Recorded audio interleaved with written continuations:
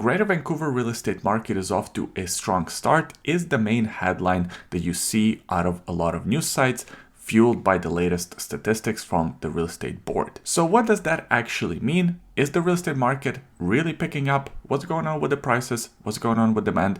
That's what we're going to talk about in today's video. My name is Oleg. I'm a local real estate agent here for the last 10 years, and I try to help you make better real estate decisions. To understand what's going on in the real estate market today, we have to answer one question. Why haven't the prices dropped too much over the last couple of years? In the last 2 years, we saw historically high interest rate increases. Usually that would mean that the prices would fall down. A lot of buyers were expecting drastic price decreases, 20, 30, 50%, but that hasn't happened. And the reason why is because the supply and the demand kind of stayed balanced. As we saw less demand from the buyers because of the higher interest rates and just the general uneasy feeling in the buyer market, we also saw less supply from the sellers because of the same factors, higher interest rate and that uneasy feeling. So the two kind of stayed balanced, which meant that the overall transactions levels were down, the overall sales numbers were down, but as far as the prices go, they were kind of balanced. Yes, there were slight price decreases depending on the market, depending on the property type, but in general, they weren't as drastic as a lot of people were expecting. And in order for the prices to really start going up, or for prices to really start going down, we have to see that discrepancy between supply and demand. For the prices to really start going down, we have to see a lot of new inventory come to the market, a lot of new listings, and just lack of buyer interest for these listings.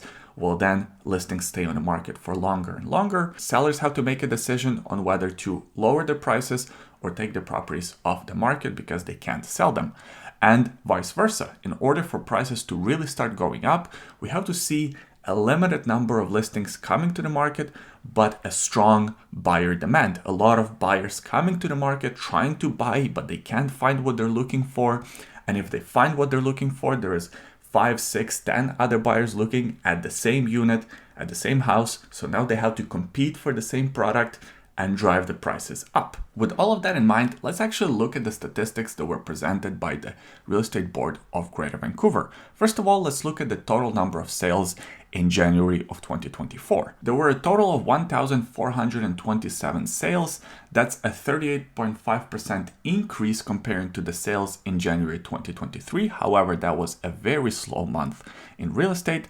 Overall, the sales are about 20% below the 10-year seasonal average. As far as the new listings go, there were a total of 3,788 new listings between detached houses, attached houses, and apartments in January of 2024. That represents a 14.5% increase comparing to last year's January. However, this is still 9.1% below the seasonal average. Just from the first couple of statistics, what we can tell is that the market is getting stronger. We see more sales. Yes, the total number is still 20% below the 10-year average. However, that number is stronger than some of the numbers and some of the months that we saw last year.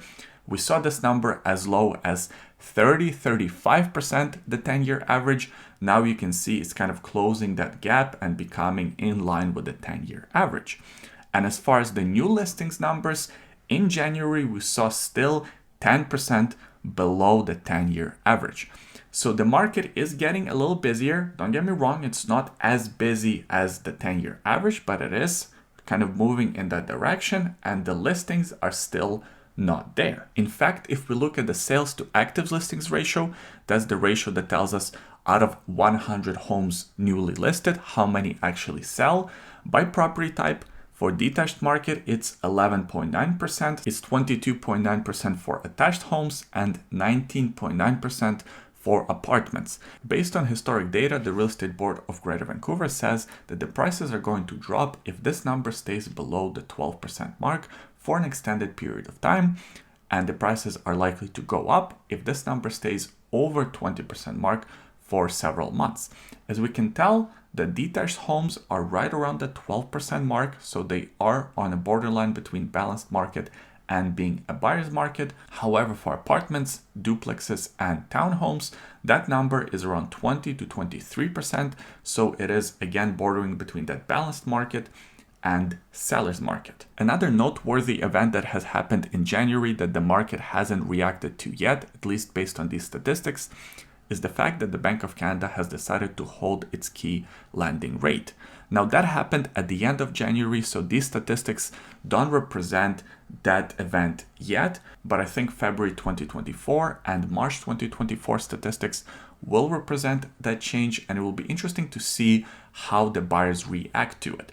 The anecdotal evidence that I have for you, just from my personal experience, I am seeing more buyers becoming active. People that were waiting on the sidelines, waiting for the market to bottom out, can sort of start to see that the market is not going down anymore, that the prices have bottomed out, they have stayed flat for a while, and now some people have more confidence at jumping into the market. And also there is a general expectation that the interest rates are likely to drop in the Q2 of 2024. And of course, if you are qualified to buy right now, you don't want to wait until that period of time because the market is going to get even more active. Now, the more active market doesn't represent necessarily huge price increases, but it does represent more competition. You don't want to be in a situation where you have to make subject free offers or you have to compete with 3 or 4 other offers.